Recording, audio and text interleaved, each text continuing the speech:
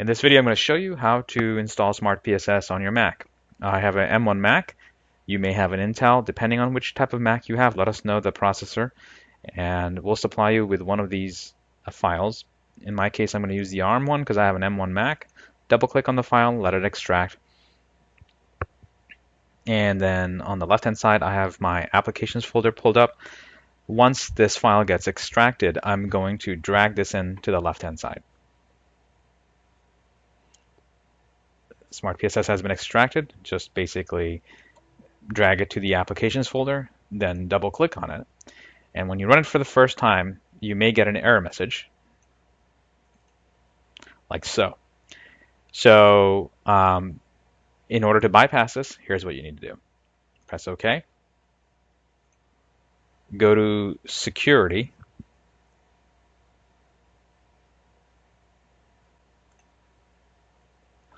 Go to General.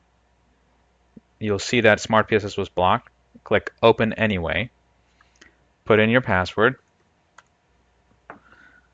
Tell it to open the file. And then it'll launch.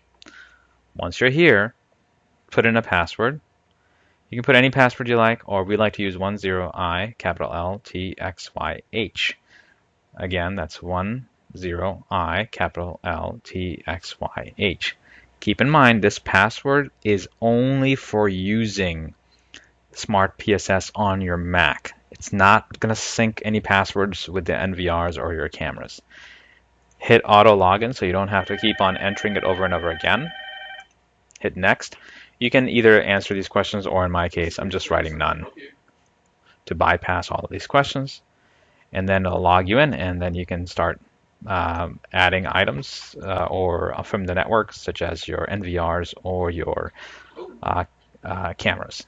If it asks you to allow any downloads folders, press OK, let it do that. We have videos on SmartPSS that show you how to add devices on a PC. The process is very similar. Thanks for watching this video.